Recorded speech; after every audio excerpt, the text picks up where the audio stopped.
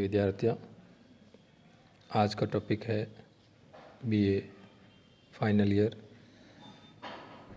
इतिहास ब्रिटिशकालीन भू राजस्व व्यवस्था में रैयतवाड़ी प्रणाली।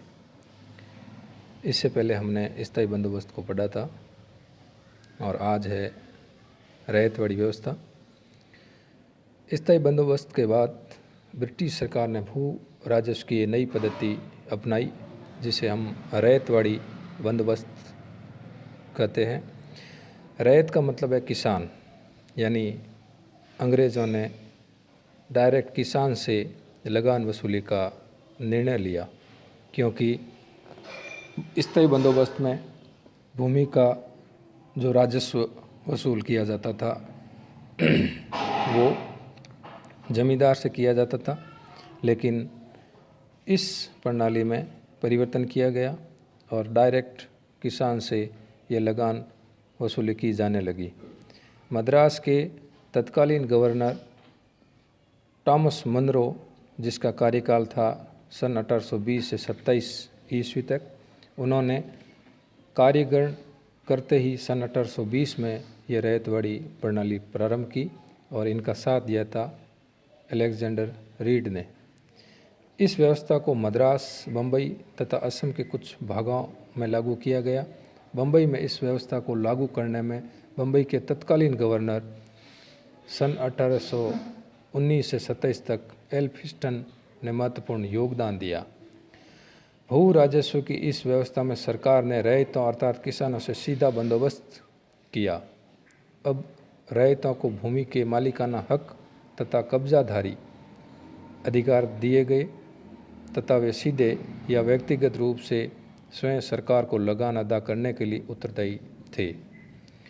इस व्यवस्था ने किसानों के भू स्वामित्व की स्थापना की। इस प्रथा में जमींदारों के स्थान पर किसानों को भूमि का मालिक बना दिया गया। इस प्रणाली के अंतर्गत रैयतों से अलग अलग समझौता कर लिया जाता था तथा भू राजस्व का निर्धारण वास्तविक उपज की मात्रा पर न करके भूमि के क्षेत्रफल के आधार पर किया जाता था। सरकार द्वारा इस व्यवस्था को लागू करने का उद्देश्य बिचौलिया अर्थात जो दलाल थे, जो भू राजस्व वसूल करने वाले कंपनी के दलाल थे, उस वर्ग को समाप्त करना था, क्योंकि स्थायी बंदोबस्त में निश्चित राशि से अधिक वसूली की गई। सारी रकम जमींदारों द्वारा हड़प ली जाती थी तथा सरकार की आय में कोई वृद्धि नहीं होती थी। अतः आय में वृद्धि के लिए सरकार ने इस व्यवस्था को लागू किया ताकि वह दलालों द्वारा रखी जाने वाली राशि को खुद हड़प सके। दूसरी जो विशेषता यह थी, सरकार स्थायी बंदोबस्त के दोषों को दूर करना चाहती थी। इस व्यवस्था के अंतर्गत समस्त ब्रिटिश भू राजस्व व्यवस्था का 51% भूभाग रैयतवाड़ी प्रणाली के अंतर्गत आता था। कंपनी के अधिकारी भी इस व्यवस्था को लागू करने के पक्ष में थे, क्योंकि उनका मानना था कि दक्षिण और दक्षिण पश्चिम भारत में इतने बड़े जमींदार नहीं हैं कि उन्हें स्थायी बंदोबस्त किया जा सके। इसलिए इन क्षेत्रों में रैयतवाड़ी व्यवस्था ही सबसे उपयुक्त थी। हालांकि इस व्यवस्था के बारे में यह तर्क दिया गया कि यह व्यवस्था भारतीय कृषकों या भारतीय कृषि के अनुरूप है, किंतु वास्तविकता इससे बिल्कुल भिन्न थी। व्यवहारिक रूप में यह व्यवस्था जमींदारी व्यवस्था से किसी भी प्रकार कम हानिकारक नहीं थी।